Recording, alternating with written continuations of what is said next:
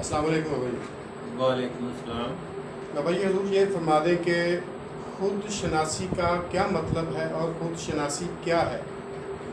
मुख्तसर जवाब तो खुद शनासी का ये है कि खुद शनासी खुदा शनासी है। और इसकी तफसील पर अगर हम बात करें तो वो इतनी ज़्यादा है कि अगर हमें हज़ार ज़िंदगियाँ भी मिलें तो वो पूरी नहीं हो सकती।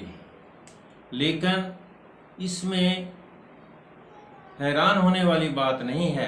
आप जितना भी अपने नफ्स से वाकिफ़ हो जाएंगे उतना ही खुदा ताला से वाकिफ़ हो जाएंगे। तो खुद शनासी में हमें अपने नफ्स से वाकिफ़ होना पड़ता है। असल में नफ्स क्या है? वो हमारी ज़ात है जिसका नाम हम रखा गया है। जैद, बकर, खालिद, मकसूद, ये हमारे नफ्स का नाम है और ये हमारी ज़ात है। और जो कुछ भी हम जब इसको पहचानते हैं तो फिर ही हमें पता चलता है कि हम जो कुछ कर रहे हैं वो हकीकत में क्या है। उससे हमें फ़ायदा हासिल हो रहा है या नुकसान हो रहा है। फ़ायदे का मतलब ये है कि क्या हम अल्लाह के करीब हो रहे हैं, क्या हम अल्लाह के रसूल के करीब हो रहे हैं या अल्लाह और अल्लाह के रसूल से दूर हो रहे हैं।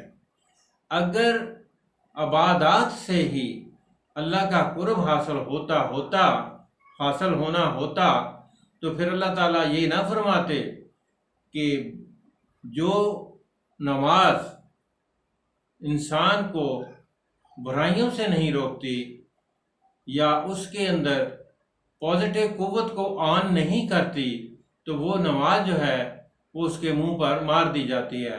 हालांकि नमाज भी एक इबादत है। बेशक बेशक। तो खुदाशनासी अगर किसी ने करनी है तो उसको खुद से वाकिफ होना पड़ेगा। जिस तरह के सारे हमारे बड़े बुजुर्ग ये फरमाते चले गए कि तू उदा ते उड़दियां फड़दा ते आसमानों उड़दियां फड़दा, लेकिन जेड़ा घर बैठा जेड़ा तेरे अंदर आ उन्हों कदी तू फड़िया ही नहीं। जे तू कोई चीज़ जानना चाहना ते खुद नू जान। और खुद नू जानने का मतलब कि आ कि तेरा नफ्स जो है वो एक आईने की मानिंद है। उसका रुख जिधर होता है उसका अक्स उसमें आ जाता है। तो इब्ने अरबी ने तो यहाँ तक कह दिया है कि तेरा नफ्स जो है वो आईना इलाही है और अगर उसका रुख अल्लाह ताला की तरफ रहे तो उसमें जो भी अक्स आएगा वो हक का होगा। और उसमें जो अक्स आता है उसके अलावा इंसान ना तो कुछ कोई बात कर सकता है और ना कोई बयान कर सकता है, ना उसके ख्यालात में कोई चीज़ आ सकती उसके अलावा, और ना ही उसके वजूद में कोई चीज़ आज यानी उसकी हरकतें, उसका अमल, उसका देखना, उसका उठना, उसका बैठना, उसका सोचना उस अक्स के ताबे हो जाता है। तो जब तक हम अपने नफ्स की पहचान नहीं करेंगे तो हमें ये मालूम ही नहीं हो सकता कि हम क्या कर रहे हैं। उसके लिए मैं एक मिसाल आपको पहली जीने के तौर पर अगर आप अपने आप को जानना चाहते हैं तो उसके लिए आपको ये चीज़ देखना पड़ेगी कि आप कौन सी बात कर रहे हैं। जो भी बात आप कर रहे हैं वही आप हैं।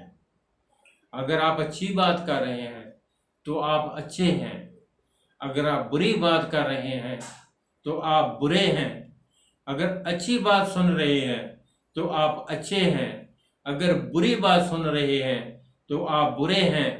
याद रहें कि ये एक बात अगर आप इस पर अमल कर लें तो यहाँ से ही खुद शनासी शुरू हो जाएगी और जो बंदा इस इल्म को हासिल करता है वो फिर इसको छोड़ नहीं सकता। क्यों कि हकीकत के इल्म का बदल नहीं है। जब वो उसे छोड़ेगा तो उसको मालूम हो जाएगा कि मैं किसी काम का नहीं रहा और मेरी सारी दौलत जो है वो लुट गई है। इसलिए वो वापस इधर लौटेगा और फिर उस आईने को साफ करेगा और उस आईने में हक का अक्स देखेगा तो फिर उसे करार आएगा। वमा अलैना इल्लल बलागुल मुबीन। बहुत शुक्रिया बाबा जी, बहुत शुक्रिया।